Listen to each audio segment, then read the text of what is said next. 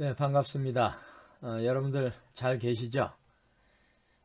오늘 소비자 행동과 심리 7주차 강의를 시작하겠습니다. 먼저 몇 가지 공지사항 전해드리겠습니다. 원래 비대면 교육이 또 연장이 돼서 5월 10일 일요일까지 연장이 됐습니다. 그래서 5월 11일 월요일이죠. 그때 이제 9차 시 강의가 시작되는 걸로 지금 그렇게 여러분들이 이해하시면 될 것 같습니다. 그 다음에 이제 중간고사는 학사 일정에 보면 8주차의 계획이 되어 있었습니다. 그러니까 5월 4일이죠. 근데 제가 학교 당국에서는 교수 재량으로 중간고사 시험을 봐도 되고 또 다른 걸로 대체할 수 있다고 말씀을 하시네요. 그래서 여러분과 직접 대면하면서 사실은 그 시험을 봐야 그 시험에 의미가 있는 건데 여러분을 직접 대면할 수 없기 때문에 이번 중간고사는 제가 이렇게 하려고 합니다. 어떻게 하냐면 제가 여러분들한테 과제를 내드렸죠. 그래서 그 세 문항을 제가 내드렸는데 그 과제물로 이번 중간고사를 대체하는 걸로 그렇게 하겠습니다. 물론 이렇게 된 것은 제가 그 지금 1주차부터 쭉 강의를 해오면서 그 일정상 전혀 그 교과 진도에 지장도 없고 원만하게 잘 진행되고 있기 때문에 제가 그런 결정을 내린 거고요. 또 과제물을 제가 낼 때도 사실은 지금까지 배운 내용에 있어서 가장 중요한 사안을 여러분들은 복습한다는 의미로 제가 과제를 내드렸는데 그 내용도 중간고사 시험과 거의 흡사하다고 제가 판단됐기 때문에 그 과제물로 대체하는 걸로 그렇게 하겠습니다. 그래서 5월 4일은 여러분들 과제물 작성하는 날로 하셔서 8주차 5월 4일 강의는 휴강하는 걸로 그렇게 하겠습니다. 휴강이 아니죠. 과제물 작성하는 날이죠. 그 다음에 과제물 작성 기한을 제가 5월 4일까지로 제가 책정해 드렸는데 5월 4일 이후에도 과제물은 계속 받는 걸로 그렇게 제가 협조를 해 드리겠습니다. 여러분 날씨도 좋고 뭐 밖에 봄바람도 불고 놀고 싶은 마음 굴뚝 같겠지만 정말 여러분의 시간은 기성세대 시간에 약 100배 가치가 있다고 제가 생각이 들거든요. 이 소중한 시간에 물론 노는 것도 중요한 그 공부입니다. 그러나 짬짬이 여러분들 학교에서 배운 내용을 복습하고 하면서 여러분들의 지적인 차원에 있어서도 뭔가 유의를 할 수 있기를 바랍니다.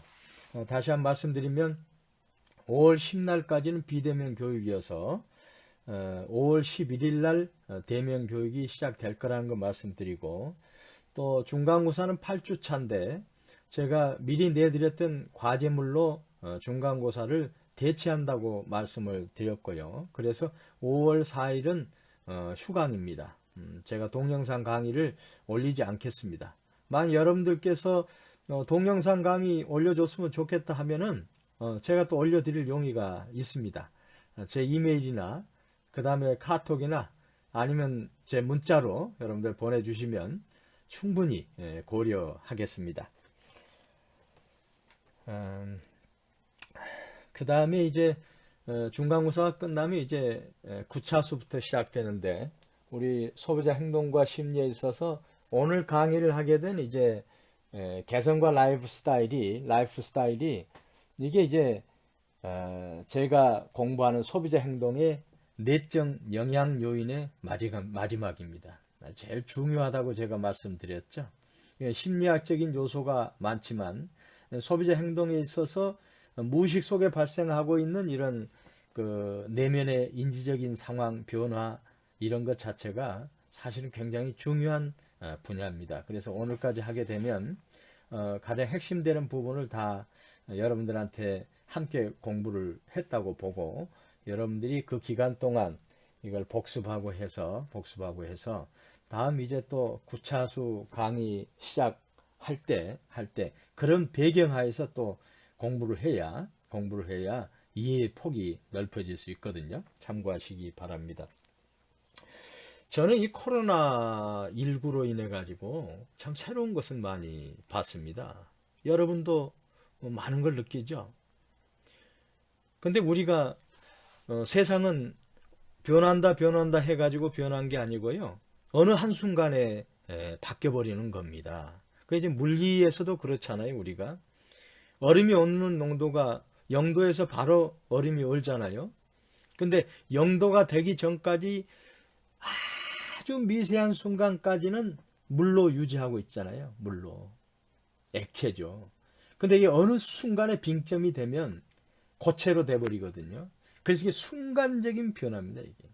이게 정치하는 사람들이 이걸 혁명이라고 하는데 지금 시대는 혁명이라는 건 존재할 수가 없고 이 사회 변화가 혁명적으로 일어난다. 그게 아주 역사적으로 그 입증된 내용입니다. 그러니까 축적된 어느 한 순간에 전혀 다른 환경, 모습, 양태로 바뀌어버리는 거죠. 그게 이제 혁명인데 코로나19가 많은 것을 저희한테 시사해 주는 것 같습니다.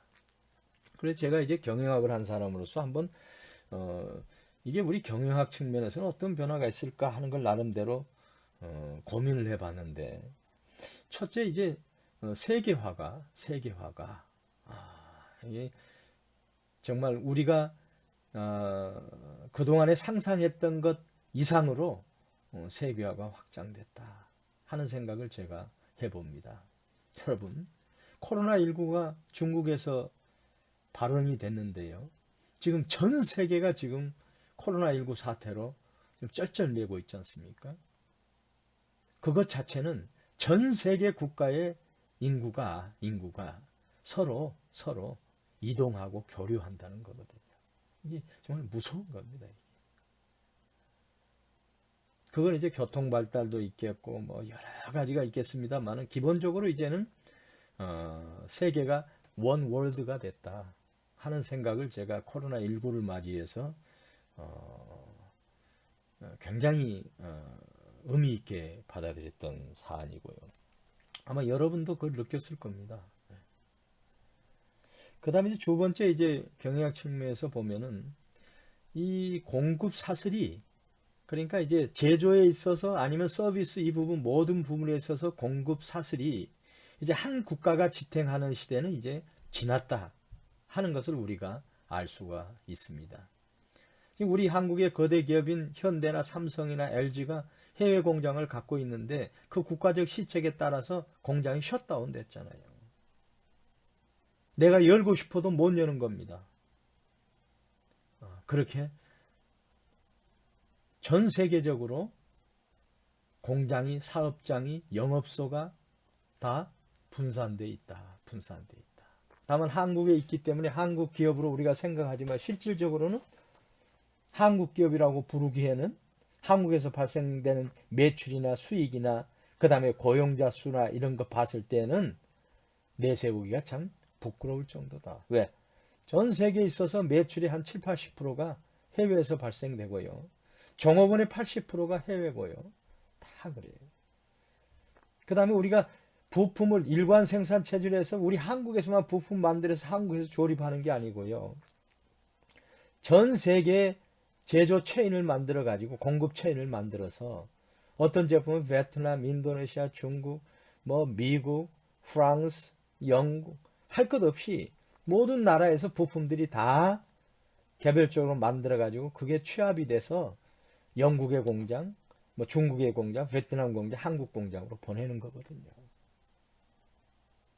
그래서 이제 경제가 이제는 블록 경제가 이제 완전히 정말 원 월드 됐다. 세계화가 됐다.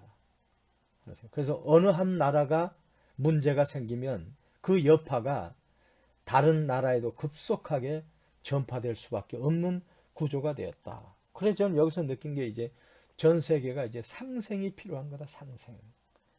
함께 살지 않으면 다 죽는다. 공도 동망이죠. 그게 저는 이번 코로나19 사태를 보면서 인류가 뭐냐, 국가가 뭐냐, 민족이 뭐냐 할 때 이 좁은 우물 안에서 우리가 경쟁하고 티격태격 하는 그런 시대를 이제 벗어나서 세계인으로서의 역할을 해야 되고 그런 인식을 가져야 되는 거 아니냐. 이게 바로 패러다임의 전환이 아닌가. 저는 그렇게 생각을 합니다. 여러분 어떻게 생각하세요? 그 다음에 또 하나는 이제 우리가 전 세계인 인류는 하나라고 하면서 우리가 빈부간의 격차가 너무 크다는 것을 제가 느꼈습니다. 경제적 격차도 크고 빈부격차도 크고 하지만 제가 빈부격차라고 아주 요약을 했지만 의료보험의 격차라든가 이런 사회제도의 격차라든가 이 모든 게 너무 크다. 너무 선진국에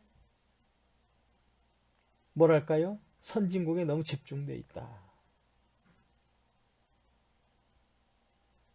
이제 그게 이게 이제 이런 사태가 터졌을 때 바로 어느 한 나라만 잘 산다고 해서 될 수 있는가? 저는 의문이 들어요. 그래서 이런 부의 조정도, 이 국가적 단위로 부의 조정도 필요하지만 세계인, 세계 국가의 부의 평준화도 어느 정도 앞으로 도모해야 될 과제가 아닌가. 그런 생각을 한번 제가 해봅니다. 그 다음에 또 하나는 이제 우리 소비자, 아마 이제 소비자 행동과 심리에도 굉장히 이제 중요한 시사점이 되는데요. 이 소셜미디어의 힘이 정말 아주 이제 막강해진 것 같아요. 사람들이 페이스북이나 유튜브에 들어가서 다 정보를 얻지 않습니까? 그러면서 자가 생성시키지 않습니까? 기존의 언론은 사실은 큰 역할을 못해요, 지금. 무슨 논설을 써서 사설 써가지고 하는 것 자체는 받아들인 사람이 10%도 안 돼요, 이제.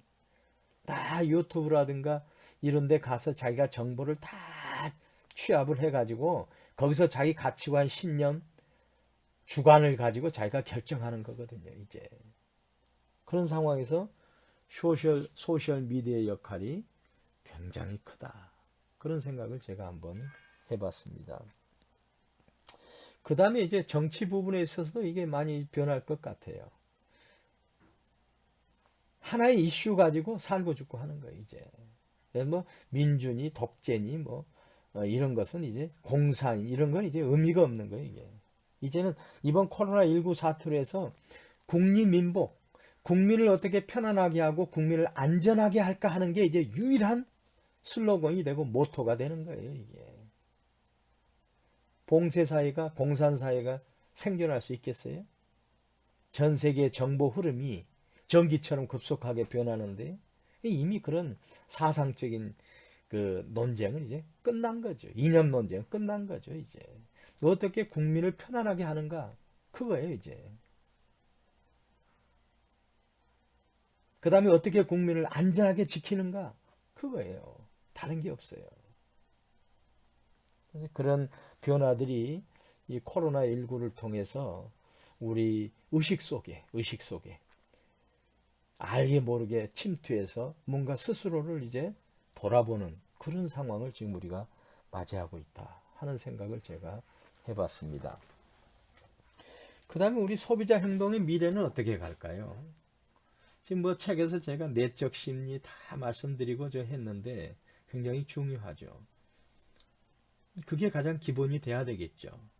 근데 유통 부분에 있어서는 엄청난 변화가 있을 것 같아요. 그 다음에 구전 부분에 있어서, 그러니까 제 주관으로 물건을 사는 것보다는 남의 의견을 들어서 사는 경우가 더 많아지는 시대가 앞으로 될 것 같아요. 이거 한번 논문을 한번 써보면 좋은 타픽이 될 것 같아요.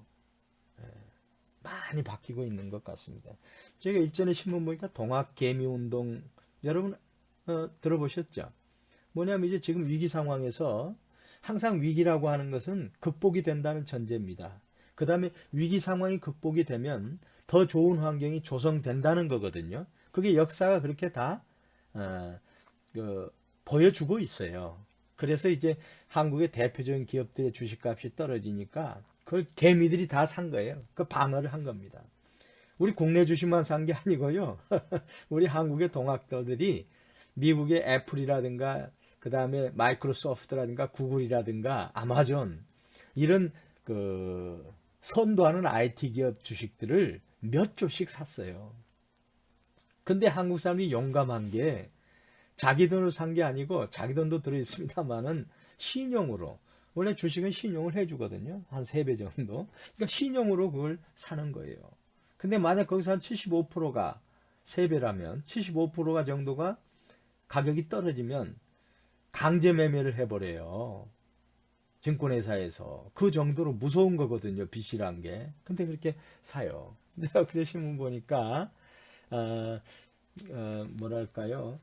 투자한 것에 투자한 그 금액 정도는 부침이 있었지만 그대로 100%는 유지하고 있다. 이런 얘기를 제가 간단히 본 것 같은데 참 용감합니다. 용감합니다. 그죠? 그래서 뭘 말씀드리려고 하냐면 이제 시장이 이제 세계화가 됐다. 시장도. 제조 공장만 세계화가 된 게 아니고 우리 인구만 사람들만 세계화가 된 게 아니고 이제 시장도 세계화가 됐다. 세계화를 기준으로 이제 소비자 행동과 심리도 연구돼야 되고 다 해야 된다 이거죠. 그래서 문화 요소가 더 중요하게 되고 그 다음에 이제 세계인이 뭔가 하는 데 대한 천착이 더 중요하게 되고 그 다음에 이제 제품도 단순하게 그냥 대량 생산해가지고 하는 게 아니고 이제는 다품종 소량 생산으로 해가지고 그 문화에 맞는 제품으로 다시 리디자인 해가지고 팔아야 되는 거 아니냐 하는 생각을 제가 해보고 있어요. 그 다음에 또 하나는 이제 온라인 시장이 이제 지배적인 상황이 되는 것 같네요. 이게 참 놀랍습니다. 이게 온라인 시장이 지배화가 되면 무슨 문제가 생기냐면요. 부동산 문제가 또 심각해져요. 지금 빌딩들 많잖아요. 지금 상점들 상가들 엄청 많지 않습니까? 이게 온라인화 되는 율이 점점 높아지면요. 백화점 50%는 문 닫게 돼요. 그 다음 대형 몰 생존하기가 힘들 정도가 돼요. 그래서 지금 일부 대기업들은 지금 쇼핑몰을 줄이고 있지 않습니까? 백화점도 지금 줄이고 있지 않습니까? 지금. 그래서 저는 이 온라인으로 인한 시장의 격변이 앞으로 5년, 10년간 급속히 진행될 것 같다. 그런 상황에서 그걸 미리 캐치하고 대비하는 기업은 생존할 것이고 만약 대비하지 않고 기존에 무슨 부동산이나 잔뜩 갖고 있으면서 뭘 한 기업들은 곧 제가 봐서는 어려움이 처하게 될 것 같아요. 그 다음에 이제 저 같은 이제 기성세대는 사실 온라인에 대해서 별로 신뢰를 안 하는데 저희 자녀들만 봐도 그 온라인을 아주 굉장히 선호해요. 그래서 모든 것은 온라인을 통해서 사는 것 같아요. 보니까. 그 다음에 거기에 만족도가요. 굉장히 좋아요. 요즘 그만큼 온라인 감시활동 내지는 온라인에 대한 이 법적 규제나 이런 게 장치가 잘 갖춰져 가지고 굉장히 아주 젊은이들이 선호하는 그런 방향으로 흐르고 있더라고요. 그래서 이 소비자 행동에서도 이제 이 온라인 시장에 대한 중요성을 더 강조하는 그런 방향으로 책이 다시 아마 버전업이 될 것 같아요. 이게. 그 다음에 또 하나는 뭐냐면 이제 SNS라든가 이런 걸 보면은 이제 정말 그 상품평이라든가 이런 게 많이 올라오고 있지 않습니까? 근데 이제 우리가 구전 효과란 게 우리 소비자 행동에도 나오는데 구전 효과. 이게 뭐냐면 이제 word of mouth죠. 입을 통한 이 전해지는 거. 이게 굉장히 중요하죠, 사실은. 근데 앞으로는 더 중요할 것 같다는 생각이 들어요. 저는 이제 word of 소셜 미디어라고 얘기하고 싶어요. 그러니까 소셜 미디어의 입을 통해서 소비자가 제품을 이제 선택하는 시대가 온 것 같다. 뭐 크게는 이제 뭐 구전과 동일한 개념이겠죠. 이제 그런 부분에 있어서의 소비자 행동과 심리의 영역도 강화되고 확대되고 더 깊이 파야 될 거 아니야 하는 생각을 제가 이번 코로나19 사태를 보면서 느꼈던 사안입니다. 여러분도 한번 이 코로나19를 조용히 한번 여러분들이 깊게 한번 생각을 해보세요. 근데 이거 우리가 소비자 행동과 심리에 배웠지 않습니까? 이 자극이나 이런 건 뭐죠? 그냥 선택적으로 된다고 그랬지 않습니까? 노출 선택적으로, 자극은 다 받을 수 있지만 노출이 선택적으로 된다고 그랬지 않습니까? 감각기관에 오는 것은 다 받지 않잖아요. 선택적으로 받죠. 그 다음에 주의를 해야 거기에 집중을 하게 되지 않습니까? 주의. 그래서 이해가 되는 거죠, 이해. 예. 그래서 이해가 됐을 때 바로 이제 기억 저장 장치로 들어와서 그게 단기가 안 되고 장기가 되려면 계속 반복해야 되고 그러는 거 아닙니까? 그래서 여러분들 한번 깊게 한번 이 코로나19 사태에 대한 앞으로 어떻게 변화될 건가를 한번 고민해 보세요. 혹자는 그래요. 이게 29년도인가요? 대공황 이전 대공황과 버금가는 대공황보다도 더 심각한 그런 상황이 지금 전개되고 있다고 얘기를 하고 있거든요. 그게 이제 29년도에 대공황이 있었죠. 그때 어떻게 됐습니까? 주식이 아주 폭락했죠, 첫째. 월가가 박살이 나버렸죠. 그 다음에 이제 1918년도 우리가 1차 세계대전이 1918년이죠, 아마. 1918년 1차 세계대전 있고 나서 이제 모든 기업들, 1914년에서 18년에 이제 1차 세계대전이 끝났는데, 그러고 나서 국가들이 재건한다 해가지고 제조 공장을 많이 만들었지 않습니까? 그러니까 생산이 과잉이 돼버리죠. 과잉. 그 다음에 소비자는 살 돈이 없어지는 거죠. 그래가지고 이제 과잉 생산해가지고 실업이 이제 막 급속도로 증가하고 있었고, 그래서 기업이 도산된 거 아닙니까? 그러다 보니까 이제 미국과 영국이 옛날에 이제 금본위제로 했어요. 금과 돈 발행액하고 동일하게 해가지고 언제라도 교환이 될 수 있도록 그렇게 했는데 그걸 다 없애버렸어요. 이제 종이가 이게 뭐랄까요? 국가가 그냥 발행하는 걸로 받아줘 이렇게 돼버린 거예요. 그게 바뀌어 버렸잖아요, 상황이. 그래서 지금까지 이제 오고 있는 거 아닙니까, 우리가? 그래서 이제 그 당시에 이제 미국에 이제 루즈벨트가 뉴딜 정책을 해가지고 이제 공공사업에 투자도 하고, 그 다음에 이제 사회보장 제도도 강화하고 하면서 그때 이제 다 모든 게 이제 새로운 현상들이 다 드러나게 된 거죠, 이게. 근데 그 대공황보다도 더 심각한 상황이 앞으로 되겠다고 얘기하니까 앞으로 이제 여러분의 시대 아닙니까? 그래서 한번 이 코로나19 사태를 여러분들이 어떻게 느꼈는지 또 어떻게 대비해야 되는지 그런 걸 한번 고민해 보는 것도 중요한 시간이라 저는 이런 생각을 해봅니다. 좀 서론이 좀 길었네요. 아무튼 제가 이번에 대면 교육을 하지 못하고 비대면으로 하다 보니까 여러분과 직접 부딪히면서 얘기하고 싶은 게 참 많은데도 불구하고 얘기를 못 하다 보니까 이렇게 비대면 교육 첫 시작 시간에 제가 좀 주변 얘기를 좀 한 것 같습니다. 양해해 주시기 바랍니다. 그래서 이제 소비자 행동의 내적 영향 요인, 개성과 라이프 스타일. 그래서 개성이 뭐냐, 그 다음에 라이프 스타일의 의미가 뭔가, 이런 걸 해가지고 여러분과 3시간 동안 함께하는 걸로 그렇게 하겠습니다. 이제 우리가 소비자 행동에 있어서 오늘은 이제 개성과 라이프 스타일입니다. 그게 이제 소비자 행동의 내적 영향 요인의 이제 마지막 챕터입니다. 네, 매번 제가 강조합니다만은 여러분들이 이제 예를 들어서 시험 공부를 한다든가 그럴 때에는 추리 개념의 공부법이 굉장히 효과가 있습니다. 그게 뭐냐면 여러분 이제 책 한 권에 보통 이게 한 300페이지, 400페이지 정도 되는데요. 쭉 이제 나무를 하나 세우는 겁니다. 나무를. 그게 핵심이죠. 그게 핵심. 그 다음에 거기서 중간중간 이제 가지를 이제 하는 거죠. 가지. 이게 머릿속에 여러분들이 쭉 정립이 돼 있어야 이게 기억이 훨씬 잘 되는 거죠. 이게 사실 연상망이고요. 이게. 그 다음에 이게 범주와 지식인 겁니다. 이게. 또 스키마로 여러분들이 기억을 해야 되는 거예요. 아주 하나하나 나눠가지고 기억해가지고는 그게 인출이 잘 안 돼요. 장기 기억도 잘 안 되고. 그러니까 그걸 이제 스키마로 묶어서 연상을 해서 범주화해가지고 여러분들이 기억해야 오래 기억에 남을 뿐더러 또 인출이 잘 돼요. 보통 뭐 공무원 시험 이런 거 보면 오지선다형도 있고 그러대요 보니까.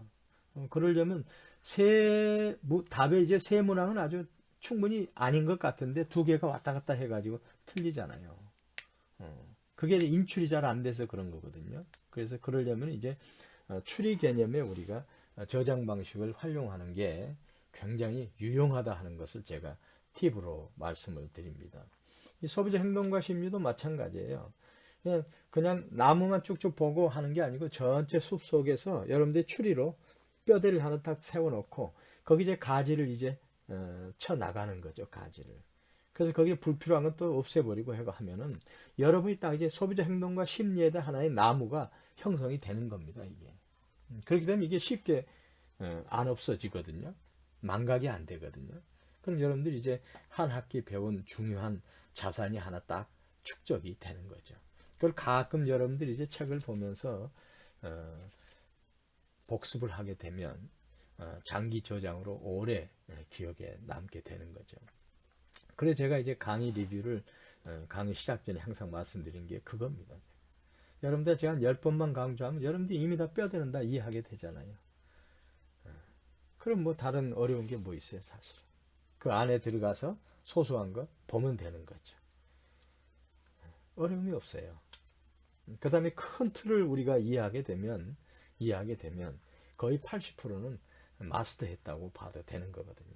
그래서 제가 이제 계속 리뷰 과정을 거치는 거니까 그렇게 여러분들이 이해를 해 주시고 이제 소비자 행동 연구의 의의라든가 이런 건 뭐 다 충분히 아시죠 이제. 그 다음에 소비자 행동 모델도 뭐 이제 충분히 여러분들 다 이해한 내용 아닙니까? 한번 볼까요? 소비자 행동 모델의 전통적 모델은 뭐가 있나요? 자극과 반응이죠. Stimulus and Response. 네. 그 다음에 이제 그게 너무 단조롭고, 그 다음에 이건 너무 일반화돼 가지고 그걸 적용하는데 사실은 맹점이 많다 하니까 그게 4개 변수 요인을 넣어 가지고 무슨 모델을 만들었죠? 블랙박스 모델을 만들었죠. 그 다음에 이제 경제학적 모델은 뭐냐면 이제 인간은 최대한 효용, 자신의 효용을 극대화시키는 방법으로 소비자가 행동한다 이거예요. 아주 고전적인 방법이죠. 이제 경제학적 모델도 중요한 전통적 모델입니다. 이제 그렇게 하다가 이제 정보 처리 과정에 근거해서 이제 현대적 모델이 나온 거죠. 그게 이제 하워드 쉬드 모델이 있고 니코시아 모델이 있고 EKB 모델이 있는데 그 중에서 제일 중요한 게 뭐라 했죠? EKB 모델. 거기에서 비로소 이제 소비자 행동의 과정이 내적 심리 과정이 이렇게 진행되고 있다 하는 것을 하나의 종합적으로 정리하고 그 다음에 소비자가 최종 구매하고 구매 후 평가까지도 할 수 있도록 돼 있고 또 내적 영향 요인에 플러스해 가지고 환경적인 요인까지도 다 포함해서 정말 어떻게 보면은 소비자 행동의 전체를 다 거기에 넣는 그런 아주 좋은 모델을 EKB 세 사람이 만들었어요. E자, K자, B자 이것은 이니셜이죠. 만들었어요. 그럼 간단히 보면 이제 정보 처리 과정이 거기 맨 먼저 나와요. 그러면 자극이 오지 않습니까? 그러면 노출이 되죠. 거기서 주의를 하죠. 그 다음에 이해를 하죠. 그럼 이제 보유한다, 저장한다는 거죠. 이 저장이 바로 경험이고 학습 결과로 얻어진 거고 다 그런 거거든요. 이 저장된 보유된 결과를 가지고 우리가 소비자 행동을 하는 거예요. 그렇죠. 그 다음에 이제 중앙 통제 단위로 이제 이런 기억 속에서 이제 태도가 형성되지 않습니까? 이거 좋다 싫다 하는 게 태도거든요. 쉽게 말씀드리면. 네. 거기는 신념, 가치관 뭐 이런 게 다 포함이 돼 있는 거죠. 그 태도 속에서 뭐죠? 문제인식. 필요하면 없으면 문제가 인식이 되는 거죠. 또 더 좋은 게 나오면 문제가 인식이 되는 거죠. 이거 필요하네? 필요하지 않네? 중요하네? 중요하지 않네? 이거 문제인식을 하는 거예요, 이게. 그 다음 문제인식 하면 어떻게 하면 돼요? 이런 문제를 해결하려고 여러분 스스로가 정보 탐색을 하는 거죠. 컴퓨터 쳐보고 친구한테 물어보기도 하고 부모님한테 여쭈기도 하고 또 여러분 스스로 또 방문해서 직접 하기도 하고 그게 이제 정보 탐색입니다. 그게. 네. 그 다음에 정보 탐색을 하고 나서 뭐 어떤 걸 선택하고 얼터너티브 대안 평가를 해야 되겠죠. 여러분들이 이제 대안 평가를 해서 이것은 이런 부분이 좋고 이런 부분이 싫고 이건 내가 심정적으로 싫어하고 뭐 그런 것도 있잖아요. 예, 그런 것 나도 이건 무조건 좋은 게 있고 그런 걸 통합해 가지고 이제 선택을 하는 거죠. 그러면 이제 그 결과가 나오면 이제 구매하는 겁니다. 구매. 그리고 나서 구매 후 평가가 있을 수 있고 또 미래 구매도 또 연결되는 거 아니에요. 이게 중앙 통제 장치를 통해서 이렇게 일관성 있게 진행되고 있다는 겁니다. 근데 이것만 갖고 되는 게 아니고 이제 환경적 영향 요인까지도 EKB 모델에서는 추가했어요. 굉장히 아주 잘 정리된 모델 같아요. 소득이 얼마고 소득자, 그다음에 문화, 그다음에 가족 구성원, 사회 계급 이런 게 다 고려돼 가지고 종합적으로 최종적으로 소비자 행동이 발생한다 하는 것을 이걸 정립한 게 이제 EKB 모델이죠. 그럼 우리가 소비자 행동 모델의 기본은 우리가 다 이해한 거 아닙니까? 이제 뼈대가 어느 정도 형성이 되고 있잖아요. 밑둥은. 그 다음에 이제 거기에서 이제 소비자 행동이 이제 내적 영향 요인이 중간 이제 허리쯤 되는 뼈대가 또 되는 거죠. 그래서 이제 지각 아마 중요하죠. 좀 애매하지만 중요합니다. 왜? 무의식 속에 발현되는 거기 때문에 이걸 용어로 정리하는 게 사실 혼선도 될 수 있고 그래요. 또 그게 또 전부가 아닐 수도 있는 거거든요. 근데 그래도 학자들이 지금까지 연구한 결과로서 쭉 정리해 놓은 게 굉장히 최선을 다한 거다 하는 걸로 우리가 받아들이고 그것을 공부하는 거 아니에요. 그래서 뭐 사실 이제 지각이라고 한 것 자체는 하나의 과정이라고 말씀드렸지 않습니까? 오감을 통해서 온 자극을 다 받아들이는데 그것을 선택하는 거 아니에요. 선택만 하면 됩니까? 조직화해야 되겠죠. 조직화. 그 다음에 그걸 해석해야 되겠죠. 또 이 과정이 이제 지각을 못하냐 하는 것 자체가 해석을 못하냐 하는 거죠. 말씀드리면. 예. 아무리 동일한 사물을 줘도 그것을 의미를 부여하지 않고 해석을 하지 않으면 그건 지각했다고 볼 수 없는 거죠. 사실은. 그렇지 않습니까? 그래서 지각이란 용어가 아주 중요한 거죠. 그래서 제가 이제 거기에서 지각 과정은 노출주의 이해를 말씀드렸죠. 그래서 노출주의 오감, 감각 마케팅도 제가 말씀드렸고 감각의 범위가 절대적 식욕이 있고 그 다음에 차별적 식욕이 있고 식욕 하지각이 있다. 절대적 식욕 벗어나서 광고하면 그게 무슨 의미가 있겠어요? 또 식욕 하 그걸 가지고 광고하면 또 효과가 없죠. 그래서 이제 차별적 식욕이 아주 중요하다. 거기서 이제 중요한 용어로 제가 이제 JND를 말씀, Just Noticeable Difference. 그 뭐냐면 이제 용량이 감소되거나 가격이 예를 들어서 인상이 예를 들면 못 느끼게 한다. 못 느끼게.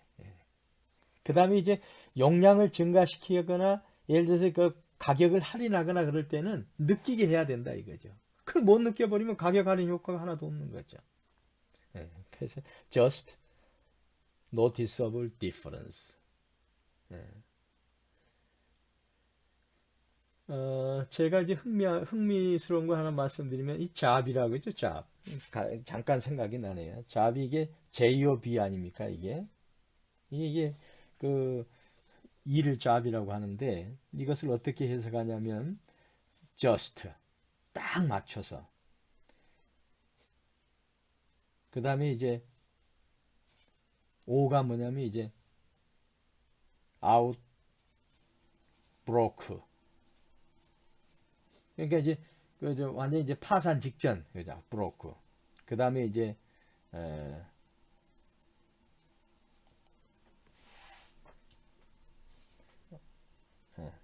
out broke 아니요 over네 over just over broke 이거 뭐냐면 이제 완전히 파산 가기 직전까지만 돈을 준다 이게 잡이 그 기업에서 그래서 이제 just over broke 아마 그런 것 같아요. just over broke 해가지고 잡이라고 셀러리맨들이 얘기하는데 자 목구멍에 포도청 그러니까 목구멍에 거미줄 치지 않을 정도로 돈을 준다 해서 잡이라고 just over broke 뭐 이렇게 한 것 같아 이게. 근데 여기서 저스트가 나와서 내가 생각나서 한 건데 그럼 농담이고요. 아무튼 이제 JND가 있지 않습니까? JND. 그 중요한 거 하나 제가 말씀을 드렸었고, 그리고 뭐 충분히 이제 우리가 기억 저장 방식은 제가 두 가지를 말씀드렸죠. 연상망하고 그 다음에 범주화 저장하는 거. 저장은 하나하나 나눠서 저장한 게 아니고 함께 묶어서 저장한다는 거고요. 그 다음에 저장도 중요하지만 기억의 인출이나 망각도 중요하다. 네, 인출. 왜냐하면 저장은 뭐 하겠어요? 인출이 잘 돼야 되겠죠. 인출이. 그래서 인출을 잘 하기 위한 요인도 제가 말씀을 드렸고, 또 망각도 사실은 필요하다고 말씀드렸죠. 다 기억만 하고 있으면 다른 새로운 정보가 오면 정보를 막아버리는 방어 기제가 또 생겨나요. 그러니까 망각시키고 또 공간을 만들어서 새로운 걸 저장하고 하는 거죠, 이게. 그래서 그런 방어적 기제를 줄이려면 망각도 필요하다. 그래서 소비자 그 행동의 내중이 학습은 아주 중요하죠. 학습이 사실 어떻게 보면 제일 중요하다고 봐요. 왜? 학습 효과를 통해서 행동이 유발되는 게 아마 대부분이 아닐까 싶어요. 네. 그래서 이제 경험에 의해서 일어나는 어떤 영속적 행동의 변화를 우리가 학습이라고 하죠. 경험이란 뭡니까? 우리가 다 지각을 통해서 들어온 게 그게 다 경험이에요. 그게. 그러니까 직접적 경영, 간접적 경영, 뭐 이런 것 다 사회적인 요인, 영향력 다 포함해서 들어온 걸 경험이라고 우리가 얘기하는 겁니다. 경험. 느껴봤다는 것. 그것도 이해했다는 거죠. 그 경험이. 이해가 중요한 거예요. 그래서 이제 학습이라는 것은 그런 동기, 자극, 반복에 의해서 학습이 강화된다 하는 걸 제가 말씀을 드렸고요. 그 다음 이제 그 중에서 중요한 학습의 이론은 이제 행동적 이론하고 인지적 이론이 있는데, 여기서는 행동적 이론 쪽을 좀 강조해서 강의하겠다고 말씀드렸는데, 그게 중요한 게 이제 고전적 조건화하고 조작적 조건화 두 가지였죠. 이제 고전적 조건은 이제 파블로프의 이제 조건 반사 관련 건이고요. 자극을 주면 이제 거기에 대해서 반응이 일어난다 하는 거고. 그 다음에 조작적 조건화는 뭐냐면 처벌이라든가 보상을 통해서 그걸 유인하면은 이제 조작적 조건화가 생긴다 하는 거였죠. 그러니까 이제 두 개가 사실은 상호 보완적이에요. 이게 보완적이에요. 그 다음에 이제 대리학습, 모델링 학습이라고도 하고, 그래서 뭔가 학습이라고 하는 것은 내가 직접 경험한 것도 있지만 간접 경험에서 발생된 게 또 엄청 많다. 어떻게 보면 더 많을 수도 있다. 대리학습 말씀드립니다. 그 다음에 이제 6주차에 제가 이제 소비자 행동, 바로 전 차수네요. 태도에 대해서 제가 말씀드렸죠. 태도는 뭐 좋다 싫다 하는 겁니다, 사실. 그러니까 태도가 행동을 결정하는 거죠. 왜? 좋으면 행동으로서 사는 거고 싫으면 안 사는 거죠. 태도가 그만큼 소비자가 행동을 최종 결정하는데 굉장히 중요한 부분인 겁니다. 이게 어떻게 보면 감정 표현인데 이게 그 인지적인 요소가 있고 감정적 요소가 있고 행동적 요소가 있죠. 이게. 그래서 거기서 다속성 태도 모형, 여러 속성을 가지고서 태도를 형성 요인을 파악한다. 그다음에 이제 뭐 정교화 가능, 뭐 중심 경로하고 뭐 주변 경로가 있다는 거 말씀드렸고, 또 저관여 태도, 관여도가 높냐 낮냐 이런 거에 따라서 이제 한다는 거고. 그다음에 태도 관련 이론은 이제 균형 이론. 그러니까 이제 태도와 행동이 일치를 해야 되죠, 어느 정도. 그 이제 균형을 유지해야 되겠죠. 그래서 나와 대상 간에 있어서 제3자와의 삼각관계일 경우에 이게 곱해서 플러스가 나와야 된다는 거죠. 그게 이제 균형 이론. 인지 부조화 이론은 이제 태도와 행동 간에 이제 차이가 났을 때 가능하면 행동한 결과를 합리화하려고 노력하는 거. 그 다음에 사회적 판단 이론은 다 아는 내용이고, 이렇게 해서 제가 6자까지 이번에 소비자 행동과 심리가 뭐냐 하는 거에 대한 게 이제 뿌리부터 이제 하단 기둥을 잡았다면, 이제 소비자 행동의 내적 영향 요인이 가장 핵심이 되는 이제 중심부를 이제 맞는 겁니다, 이게. 그러니까 이제 3분의 2를 맞는 겁니다, 이제 나무에. 그 다음에 이제 나머지 이제 해야 될 게 뭐냐면 이제 소비자 의사결정이죠, 의사결정. 의사 결정하고 그 다음에 이제 마지막 이제 소비자 행동의 외적 영향 요인 이거든요. 외적 영향 요인은 그 일반적인 내용이에요. 여러분들이 다 충분히 읽기만 해도 다 이해할 수 있는 거예요. 그 다음에 의사결정도 상식선에서 여러분들이 의사결정을 지금까지 해왔으니까 큰 문제가 없어요. 근데 여기 이제 내적 심리는 여러 심리학적인 요소, 여러 학제적 요소가 함께 결부되어 있고 하기 때문에 또 이것 자체가 뭐라 그럴까요? 우리가 머릿속에 이거구나 할 정도로 딱 답이 정해져 있는 게 아니고 사실 모호성이 거기에 들어있기 때문에 다소 조금 힘든 부분이 있지만 지금 다 정리를 우리가 했지 않습니까? 그럼 이것만 딱 갖춰지면 여러분들은 큰 틀의 나무가 하나 형성이 되고 소비자 행동과 심리가 딱 머릿속에 잡히는 겁니다. 거기에서 이제 가지가 하나하나 지금 여러분들이 지금 커가고 있는 거예요.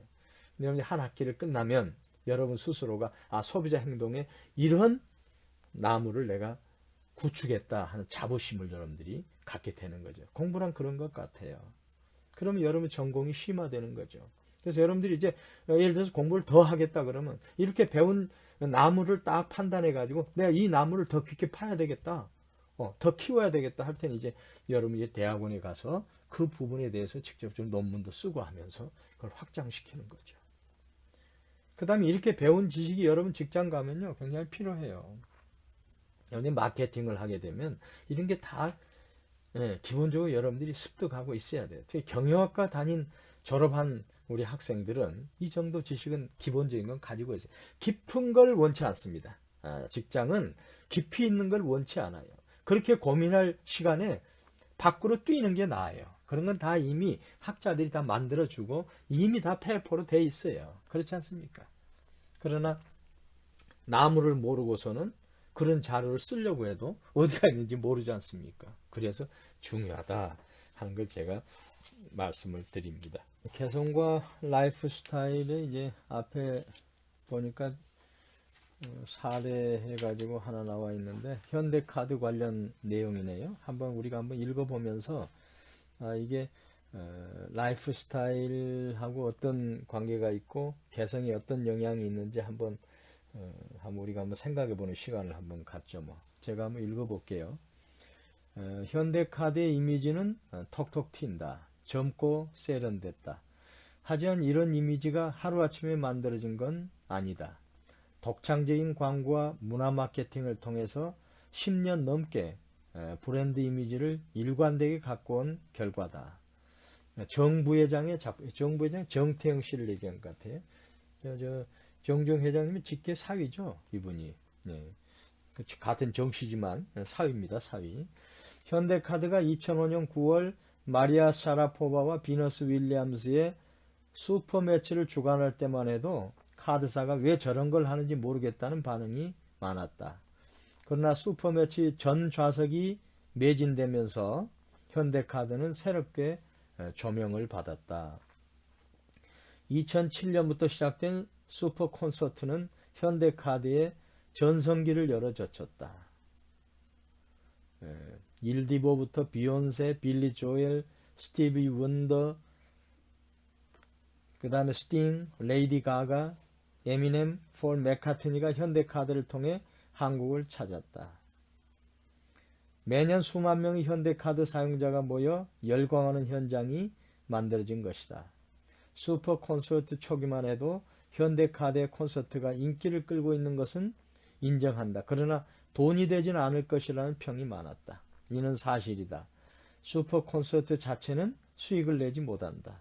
현대카드는 공연업체에 외주를 주는 식으로 슈퍼 콘서트를 진행하고 있는데 현대카드는 슈퍼 콘서트를 비롯한 문화행사를 위해 매년 300, 400억 원을 집행한 것으로 전해진다. 행사 자체만 놓고 보면 적지 않은 적자를 냈을 것이다. 하지만 결과적으로 보면 돈이 되고 있다. 현대카드는 슈퍼 콘서트 예약 시 자사 고객에게 우선권을 준다. 좋은 자리를 구하려면 현대카드로 결제해야 한다. 2005년 슈퍼머치 때만 해도 현대카드를 통한 결제 비중이 20%에 그쳤지만 2010년 이후로는 90% 이상으로 올라섰다. 상당수의 고객이 슈퍼 콘서트를 염두에 두고 현대카드를 이용 중이라고 해석할 수 있는 제목이다. 이런 영향으로 현대카드를 주로 쓰는 진성 고객 비율이 높다. 1인당 월 평균 결제액은 80만 원대로 신한카드, 삼성카드 등 경쟁자들의 40만 원대의 2배에 가깝다. 고가 전략도 먹혔다. 현대카드는 2,000명 한정으로 판매하는 블랙카드를 통해 수수료를 연 200만 원씩 받고 있다. 굉장히 큰 금액이네요. 경쟁사들이 저가 수수료 전쟁을 펼치는 사이 VVIP 전략으로 명품화에 성공한 것이다. 현대카드는 그만큼 지불할 만하다고 소비자들이 인식을 하고 있다. 두 번째 도약을 위한 전략, 라이프 스타일을 제한하라. 현대카드는 고속 성장 뒤에 정체 국면을 맞고 있다. 짧은 기간에 이익권으로 도약했지만 카드 산업이 성숙기에 접어들면서 함께 정체기에 빠졌다. 카드업계 1위인 신한카드 중심으로 현대카드, 삼성카드, KB국민카드가 이익권을 형성하고 있다. 카드업계는 중소 영세 가맹점의 카드 수수료가 계속 낮아지면서 신용 판매로 수익을 내기가 어려웠다. 결국 현금 서비스, 카드론 등 대부업으로 이익을 내는 구조로 전락했다. 정 부회장은 이런 상황을 타개하기 위해 2013년 카드 종류를 7개로 단순화한 챕터 2로 승부수를 던졌다. 고객들이 혜택을 받기 위한 복잡한 조건을 가지치기 하고 포인트와 캐시백 두 가지 핵심 요소로 카드 상품을 재구성했다. 비효율적인 마케팅 비용을 축소해서 고객의 실질적인 혜택을 늘리겠다는 목표에서 출발했다. 한 카드사 관계자는 챕터 2 등장은 카드 수수료 인하로 수익성 악화에 처한 여러 카드사들에게 새로운 이정표를 제시했다. 소비자들도 혜택 기준을 단순 명료하게 이해할 수 있게 됐다. 최성원 현대카드 홍보 담당 이사는 챕터 2는 카드업계의 전반적인 수익성 악화에 대응해 다시 한번 도약하는 계기가 될 것이라고 말했다. 정 부회장이 챕터 2 선포와 함께 새로 수립한 전략은 라이프 스타일을 만들어 나가자는 것이다. 그는 직원들에게 소비자들이 현대카드가 추구하는 라이프 스타일을 직접 경험할 수 있어야 한다고 입버릇처럼 주문한다. 라이프 스타일을 제안한다는 것은 실생활 곳곳에 현대카드의 입김이 미치게끔 만든다는 것이다. 현대카드가 2014년 날씨 애플리케이션을 출시한 것은 이 때문이다. 이 앱은 단순히 날씨를 안내하는 것을 떠나 나라별로 진행되는 행사를 소개하고 이벤트를 추천하는 식으로 운영된다. 그날의 패션을 정해주기도 한다. 특정 연령대나 지역을 공략하는 계획도 세운다. 2012년 현대카드는 아이돌 그룹 빅뱅의 앨범 제작에 참여했다. 로고 제작 및 앨범 디자인을 현대카드의 디자인 랩이 맡았다. 이제 뭐냐면 이제 소비자 행동의 내적 영향 요인의 라이프 스타일하고 개성을 현대카드가 자신의 광고 내지는 이미지에 접목시키는 거죠. 그러니까 이제 어떤 젊다, 역동적이다 하는 그런 개성을 거기에 포함시키고, 그 다음에 이제 젊은이들에게 소구할 수 있는 그런 유명 가수를 통하고, 그 다음에 여기에 또 이제 뭐랄까요, 아주 그 고가 전략을 통해 가지고 어떻게 보면 그 라이프 스타일에 맞게 개성이 맞는 집단이 소구할 수 있도록 현대카드를 리디자인한 거죠. 이런 걸 봤을 때 뭐 이걸 가지고 이제 깊게 뭐 한번 토론할 그런 자료도 될 수 있습니다만은 간단히 얘기하면 기업들이 이만큼 소비자의 내적 영향 요인에 굉장히 관심을 갖고 광고라든가 그 다음에 이미지 형성이라든가 이런 모든 것에 있어서 치열하게 서로 보이지 않는 전쟁을 하고 있다. 그렇게 우리가 이해하면 좋을 것 같습니다. 개성과 라이프 스타일 보면 세계화로 문화나 국가별 소비자의 차이가 둔화되죠. 성별과 사회계층 그리고 인종 등의 구분이 지속적으로 약화되면서 거시적 집단 문화보다는 소비자 개개인의 특질, 즉 개성과 삶을 영위하는 양식을 뜻하는 라이프 스타일이 소비자의 인식과 심리 그리고 행동을 설명하는 데 매우 중요한 요소로 인지되고 있다. 그렇죠? 이제는 개인의 어떤 개성과 어떤 그 라이프 스타일이 소비자 행동하는 데 있어서 굉장히 중요한 요소로 점점 더 부상하고 있다는 거죠. 예를 들어서 무슨 뭐 제품 속성 몇 개 가지고 이 제품을 사겠다고 뭐 판단하고 그런 것보다도 그걸 포괄하는 그 밑에 베이스가 되는 이 개성과 라이프 스타일이 행동을 하는 데 있어서 결정적인 변수로 계속 부상하고 있다 하는 얘기입니다.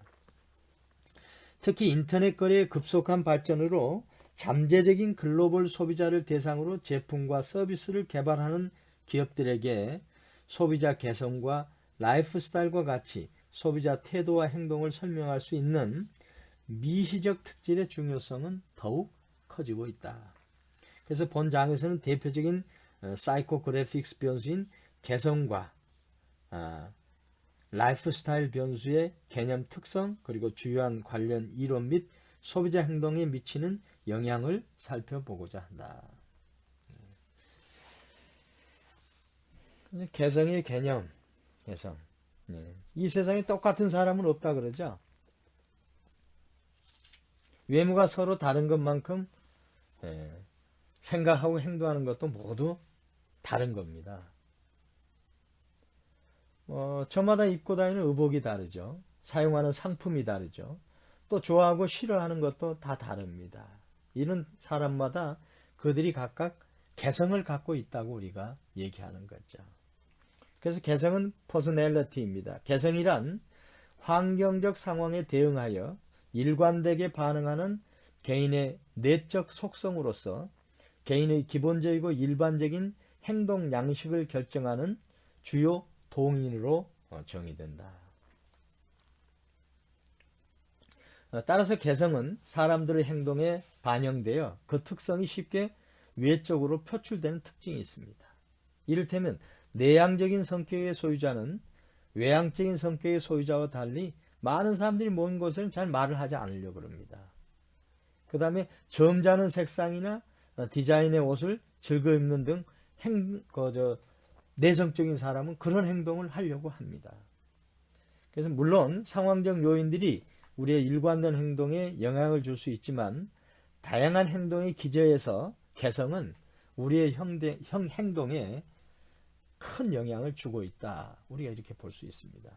그래서 이제 개성의 특성을 보면요. 이제 마케팅과 소비자 행동에서 개성을 중요하게 다룬 이유는 기업이 시장을 세분화하는 데 있어서 개성이 유용한 변수가 될 수 있기 때문에 그렇습니다. 그러니까 소비자 행동은 마케팅에서 개성이 아무 문제가 없다면 그걸 다룰 이유가 없는 거죠. 근데 굉장히 중요한 변수로 우리가 될 수가 있기 때문에 개성을 다루는 거고요. 이는 개성이 개인 간의 차이를 반영하며 개성이 일관성 있게 나타나기 때문에 이때 또 하나 염두에 둬야 할 사실은 개성은 변할 수 있다는 겁니다. 그래서 첫째 개성은 뭐냐? 개인 차이를 반영한다는 거죠. 개인 차.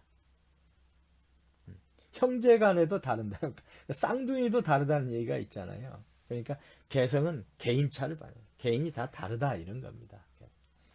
그 다음에 개성은 일관성으로 나타나. 사람이 조변석게 하지 않고요. 이건 오랫동안 내적으로 축적된 이게 이제 경험 학습을 통해서 축적됐건 어떻건 간에 여러 요인에 의해서 개성은 일관성을 나타나게 됩니다. 그 다음에 개성은 근데 변할 수가 있습니다. 왜냐하면 이제 우리가 이제 태어나면서부터 쭉 우리 사람이 사회학적으로 보면 이제 뭐 아이를 출생하다든가 뭐 아니면 친지가 죽는다든가 이혼한다거나 이런 승진한다든가 이럴 때 있어서 개성은 변하게 되잖아요.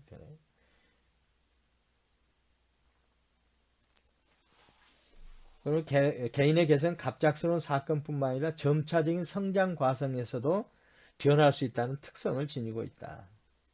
그래서 이제 마케팅 관리자는 소비자 조사를 통해서 표적 고객들의 개성을 지속적으로 확인할 필요가 있다.